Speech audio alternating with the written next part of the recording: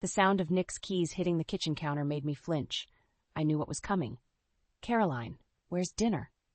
His voice was cold, devoid of the warmth it once held.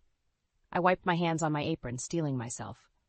"I'm sorry, Nick. I had to pick up an extra shift at the diner. I'm just starting now." He scoffed, shaking his head. "Of course you are. Can't even manage to have a hot meal ready. What kind of wife are you?" The words stung, but I bit my tongue. This wasn't the man I married. Something had changed, and I was desperate to understand what. "Nick, please, can we talk about what's really bothering you? You've been so distant lately." His eyes flashed with anger. "There's nothing to talk about. Just do your job and have dinner ready on time." I took a deep breath, gathering my courage. "Is this about money? I know things have been tight, but money?" He barked out a laugh. "You want to talk about money?" Nick reached into his pocket and pulled out a crumpled $20 bill. He tossed it onto the counter where it landed next to his keys.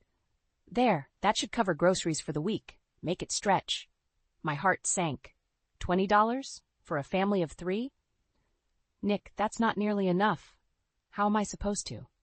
"Figure it out," he snapped. "Maybe if you'd had a proper upbringing, you'd know how to manage a household." The jab at my single-parent childhood was the final straw. Tears pricked at my eyes, but I refused to let them fall. "Mom? Dad?" Eliza's voice drifted down the stairs. "Is everything okay?" Nick's face softened for a moment, but his eyes remained hard when he looked at me. "Everything's fine, sweetheart. Your mother's just running late with dinner again."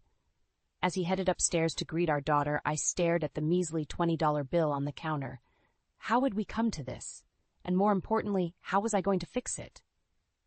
I couldn't sleep that night, my mind racing with memories of the man Nick used to be.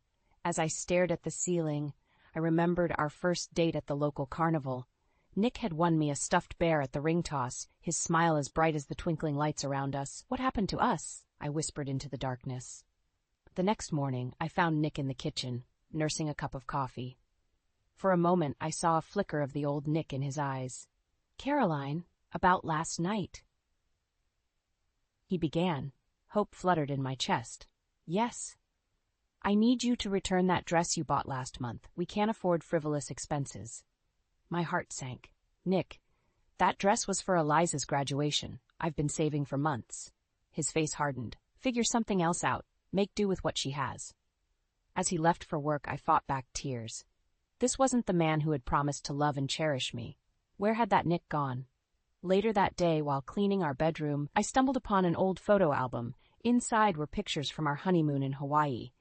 Nick's arms were wrapped around me, both of us laughing on the beach. A lump formed in my throat as I traced the outline of his face in the photo. What had changed? When had his laughter turned to scorn? The sound of the front door slamming jolted me back to reality. Nick was home early. "Caroline," he bellowed from downstairs. "Where are you?" I quickly shoved the album under the bed and hurried downstairs, my heart pounding. Nick stood in the living room, his face a mask of fury. "I just got a call from the bank," he snarled. "Care to explain why there's a withdrawal for $500 from our joint account?" I froze, realizing I'd forgotten about the money I'd set aside for Eliza's graduation party. How was I going to explain this? I took a deep breath, trying to steady my nerves. "Nick, it's for Eliza's graduation party. I've been saving." "Saving?" he scoffed. "Behind my back? You're just like your mother, sneaking around, can't be trusted." His words cut deep. "Don't bring my mother into this. She raised me the best she could." Nick's face twisted with contempt. "And look how you turned out. Can't even manage a household budget." I heard a small gasp and turned to see Eliza standing in the doorway, her eyes wide with shock. "Mom? Dad? What's going on?" Nick's demeanor changed instantly. "Nothing, sweetheart, just a little disagreement about money." I forced a smile. "Everything's fine, Eliza. Why don't you go finish your homework?" As soon as Eliza was out of earshot, Nick rounded on me again. "This ends now? Caroline, no more secret savings, no more going behind my back." I stood my ground. "Our daughter deserves a graduation party. I won't let your bitterness ruin this for her." "My bitterness?" He laughed coldly. "You have no idea what I've sacrificed for this family." "Then tell me, Nick, what's really going on?" For a moment, I thought I saw a flicker of vulnerability in his eyes, but it vanished as quickly as it appeared. You wouldn't understand, he muttered. Just like your father never understood. I froze. What does my father have to do with this? Nick's face paled, realizing he'd said too much. Forget it. I'm going out. As the door slammed behind him, I sank onto the couch, my mind reeling. What did Nick mean about my father? What secret was he hiding? I heard a sniffle and looked up to see Eliza standing at the bottom of the stairs, tears in her eyes. Mom, she whispered, are you and Dad getting a divorce? The weeks following Nick's outburst were a blur of tension and silent meals. I threw myself into work, picking up extra shifts at the diner, and even starting a small side business selling homemade jams at the local farmers market. Every penny I earned was carefully hidden away, a secret lifeline for Eliza and me. One evening, as I was balancing the household accounts, I noticed something odd. There were several large withdrawals from our joint account that I couldn't explain. My heart raced as I dug deeper, uncovering a trail of financial deception that left me breathless. Nick, what have you done? I whispered to myself, staring at the screen in disbelief. The next day, I made a decision that both terrified and exhilarated me.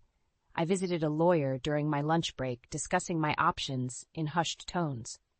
Mrs. Thompson, based on what you've told me, you have grounds for divorce, the lawyer said gently, but you need to be prepared for what comes next. I nodded, my throat tight. I understand. I need to protect myself and Eliza. As I left the lawyer's office, my phone buzzed with a text from Nick. Working late. Don't wait up. I scoffed, knowing it was probably another lie, but for the first time in months I felt a glimmer of hope. I had a plan. That night, as I was preparing dinner, Eliza came into the kitchen, her face pale. Mom, I need to tell you something, she said, her voice trembling. I overheard Dad on the phone. He was talking about another woman. The wooden spoon I was holding clattered to the floor. My worst fears confirmed. I pulled Eliza into a tight hug, my mind racing. It's going to be okay, sweetheart, I whispered, more to myself than to her. We're going to be okay. As I held my daughter, I knew the time for quiet resilience was over. Tomorrow, I would confront Nick and take control of our future, no matter the cost. The morning I planned to confront Nick, my body betrayed me. As I reached for my coffee mug, the room began to spin. I heard Eliza's panicked voice calling my name before everything went black. I woke up in a hospital bed, the sterile smell of disinfectant filling my nostrils. Eliza sat beside me, her eyes red-rimmed from crying. Mom, you collapsed, she whispered. The doctor said it was exhaustion and stress. I tried to sit up, but a wave of dizziness forced me back down. Where's your father? Eliza's face darkened. He said he had an important meeting. He couldn't cancel. Of course he couldn't. Even now, Nick chose his secrets over his family. A gentle knock at the door interrupted my bitter thoughts. To my surprise, my father, Michael, walked in. Caroline, sweetheart, he said, his voice thick with concern. Why didn't you tell me things were this bad? I couldn't hold back the tears any longer. As Eliza excused herself to get a snack, I poured out everything to my father. Nick's emotional abuse, the financial deception, the other woman. Michael listened, his face growing grimmer with each revelation. When I finished, he took my hand in his. Caroline, there's something you need to know about Nick, he said hesitantly. Something I should have told you years ago. My heart raced. What is it, Dad? Nick's father, Thomas, and I were business partners once, Michael explained. There was a disagreement. Thomas accused me of embezzlement. It nearly ruined me. I gasped, the pieces suddenly falling into place. Nick's resentment, his cryptic comments about my father, it all made sense now. Dad, why didn't you tell me? I thought I was protecting you, he said softly, but now I see I've only made things worse. As I processed this bombshell, I knew I had a decision to make. It was time to confront not just Nick, but the lies that had shaped our entire relationship. Dad, I said, my voice stronger than I felt, I need your help. It's time to end this, once and for all. I stood in our living room, my heart pounding as I waited for Nick to come home. My father's revelation had given me strength, and I was determined to end this charade once and for all. The front door opened, and Nick walked in, his face clouding with suspicion when he saw me. What's this about, Caroline? He asked warily. I took a deep breath. I know everything, Nick. The affair, the money you've been hiding, and the real reason you've resented my father all these years. Nick's face paled. You don't know what you're talking about. Don't I? I countered, my voice steady. Your father accused mine of embezzlement. You've been punishing me for something that happened before we even met. You have no idea what your father did to my family, Nick exploded. And you had no right to take it out on me and Eliza. I shot back. We're supposed to be partners, Nick. But you've turned into someone I don't even recognize anymore. Nick's anger deflated, replaced by a look of defeat. It was never supposed to go this far, he mumbled. But it did, I said softly, and now we have to face the consequences. I pulled out the folder my lawyer had prepared. I want a divorce, Nick. His head snapped up, eyes wide with shock. You can't be serious. I've never been more serious in my life, I replied, my resolve strengthening. I deserve better. Eliza deserves better. Nick's face contorted with rage. You'll never make it on your own. You're nothing without me. As if on cue, the front door opened again. Eliza walked in, followed by my father, and to my utter shock, Nick's parents, Jane and Thomas. That's where you're wrong, son, Thomas said, his voice heavy with disappointment. Caroline is stronger than you've ever given her credit for. Nick looked around the room, realization dawning on his face. He was cornered, and he knew it. It's over, Nick, I said firmly. It's time to let go. The room crackled with tension as Nick's gaze darted between his parents and me. His face contorted with a mix of anger and disbelief. Mom, Dad, what are you doing here? He sputtered. Jane stepped forward, her eyes brimming with tears. We've known about your affair for months, Nick. We hoped you'd come to your senses, but... Thomas placed a comforting hand on his wife's shoulder. Son, we can't stand by and watch you destroy your family any longer. Nick's face reddened. You're taking her side after everything her father did to us? That's enough. I interjected, my voice stronger than I felt. This isn't about our fathers anymore. This is about us, about the family we built and the promises we made. Eliza, who had been silent until now, spoke up. Dad, please, just listen to Mom. Nick's eyes softened for a moment as he looked at our daughter, but then hardened again. You don't understand, Eliza. Your grandfather is right here, my father interrupted, stepping forward. Nick, I've carried the guilt of what happened between Thomas and me for years, but it's time we all moved past it. I watched as Nick's resolve began to crumble. His shoulders sagged, and for the first time in years, I saw vulnerability in his eyes. Jane reached into her purse and pulled out an envelope. Nick, we love you, but we can't support what you've become. We've already signed as witnesses. With shaking hands, she held out the envelope to me. I opened it to find divorce papers, already filled out and signed by Nick's parents. My heart raced as I turned to Nick. This was it, the moment that would define our future. Nick, I said softly, holding out the papers.